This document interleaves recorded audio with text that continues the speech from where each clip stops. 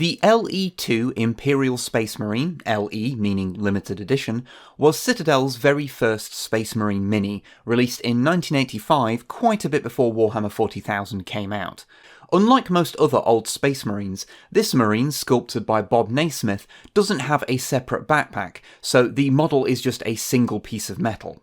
A later 30th anniversary remake of this mini would establish the giant mass of cables and tubes he's carrying is a disintegration combi gun, so now you know.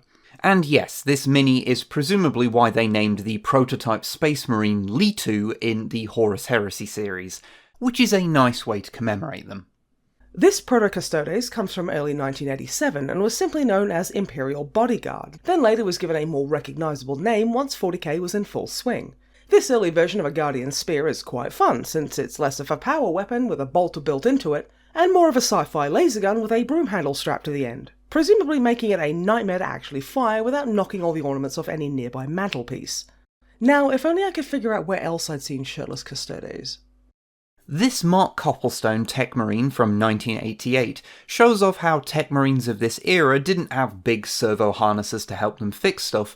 They just had toolboxes and novelty-sized tools. The big hand on his shoulder was there since a hand is the old symbol used to represent Tech Marines, so you find these on the shoulders of them from this era, usually painted in yellow. Also, they weren't intended to be near uniformly painted red either, and were usually suggested to be painted in more or less the standard chapter scheme. But also, it was Rogue Trader, so the guidelines for this kind of thing changed pretty much every time they printed it, so don't worry about it too much. Part of the C100 range and sculpted by Bob Naismith, this Chainsaw Warrior was one of 3 released in 1987, and is the only one actually with a chainsaw. It was originally put out to tie into the game Chainsaw Warrior that I can only really describe as what if Solitaire was a roguelike. But despite not having any initial connection to Warhammer 40k, beyond some thematic elements, the Chainsaw Warrior models were eventually folded into the 40k line in 1988, so, depending on when you bought him, Chainsword Warrior might be the more accurate name. In 1990's Space Crusade, a game Games Workshop released in partnership with Milton Bradley, there were unique models for many a 40k thing. This one is, regardless of what the paint scheme might tell you, a Chaos Android. Creations of Chaos Squats, they house a small imprisoned demon inside them which gives them life. Chaos Androids did not have a mainline 40k model, although they did show up in Epic, and if you look very very carefully, you might even notice that the design was later reused for the Necrons, something made even more apparent if you happen to paint one silver. Released in 1987, around the launch of Warhammer 40k Rogue Trader as part of the RTO1 range and sculpted by Bob Naismith, Brother A's Skull is a fairly unusual beaky-era Space Marine since he doesn't have a beak.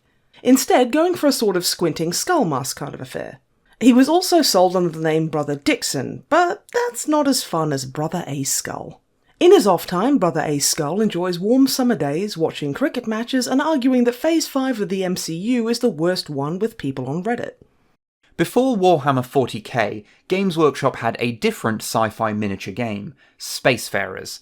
This 1980 Imperial Marine, no relation, is armed with a conversion beam projector and was sculpted by Michael Perry. Though now hidden under a more conventional base, these had integrated pudding bases originally, something Citadel would later abandon in favour of plastic slaughter bases since casting pudding bases lessened the lifespan of the rubber moulds. They're also quite small compared to modern minis, but then they do allow you to pretend your Rogue Trader Space Marines are true scale if that's a thing you really want. Marine Medic Cribbins, also later released as Marine Medic Kyle, was part of the early RT1 line from 1987, making him the first model of an apothecary, even if they weren't called that yet. He was sculpted by Bob Naismith, and please note his unusual ribbed trousers. The odd-looking weapon he's carrying was called the Carnifex. No, not that one.